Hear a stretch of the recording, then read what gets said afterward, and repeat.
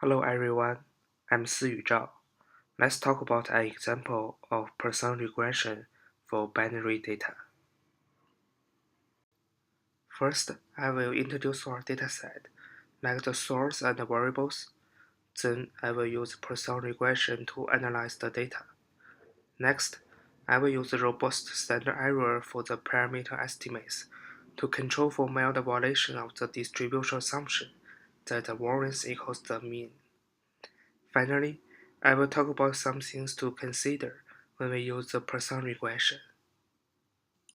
Our dataset comes from the article Modeling the Growth Limit of Lactobacillus acidoterestris CRA 7152 in apple juice. Effect of pH, Brix, temperature, and nicotine concentration. The data describe either the absence or presence of growth of CRA 7152 in apple juice as a function of pH, Brix, temperature, and nicotine concentration. There are 74 observations and 5 variables. pH is from 3.5 to 5.5. Brix is from 11 to 19. Temperature is from 25 to 50.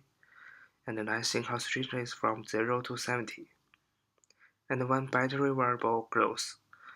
One means presence of growth of CRA 7152 in apple juice, and 0 means absence of growth of CRA 7152. Let's talk about an interesting package sandwich. A popular approach to applied parametric regression modeling is to derive estimates of the unknown parameters via a set of estimating functions.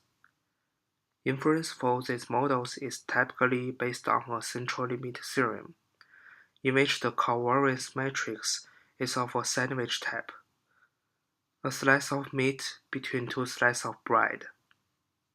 Employing estimators for the covariance matrix based on this sandwich form can make inference for the parameters more robust against center model misspecifications.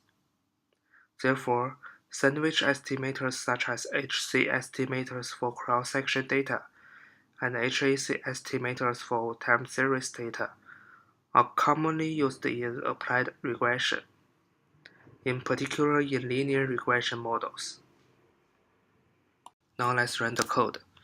First, we can use the head function to see the first 6 observations. Number 1, 2, and 6 observation don't have CRA 7152 in apple juice, and number 3, 4, 5 have CRA 7152. Now we examine the data using Poisson regression through the GLM function and get the summary of it. From the summary, let's see the p-values.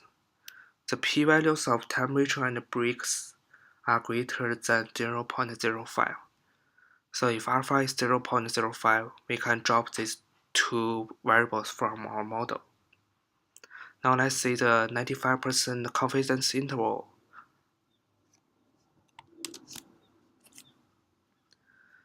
The intervals of temperature includes 0, so it is not statistically significant, so we have to drop it. But the interval of Brix doesn't include 0. However, the upper level is really close to 0. So it means that whether Brix is in the model or not, it will not affect the result a lot. So let's fit another model with pH, concentration, and Brix.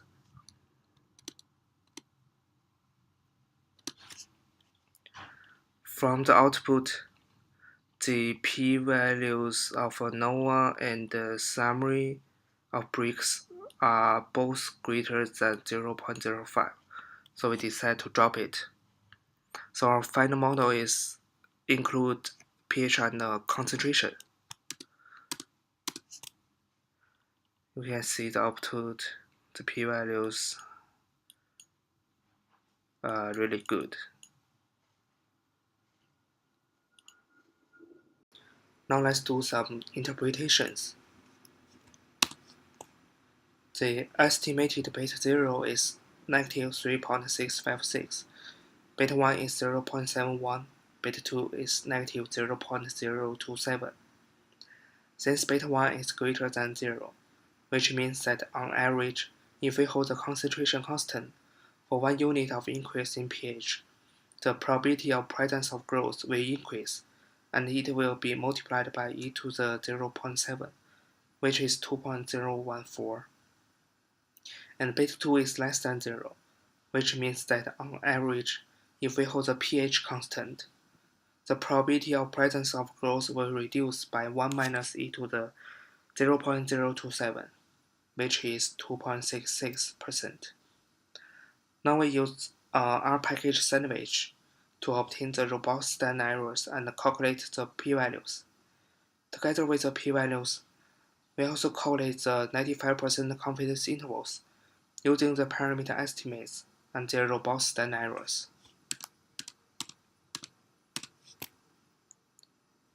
From the output, the robust standard errors of pH and concentration are both smaller than the standard errors from Poisson regression. We know that the smaller the standard error, the less the spread and the more likely it is that any simple mean is close to the population mean. So a small standard error is a good thing. And if we look at the confidence intervals, it is obvious that the confidence interval without using robust standard errors are wider than the intervals using robust standard errors. Poisson regression produces confidence interval much larger than the other methods, because for the Poisson distribution, the expected value and the variance are the same. So we use robust standard errors to fix this problem, and we can get more accurate confidence intervals. Now let's talk about some things to consider. When there seems to be an issue of dispersion, we should first check if our model is appropriately specified, such as omitted variables and functional forms. Assuming that the model is correctly specified, the assumption that the conditional variance is equal to the conditional mean should be checked. The outcome variable in a Poisson regression cannot have negative numbers. Poisson regression is estimated via maximum likelihood estimation. It usually requires a large sample size.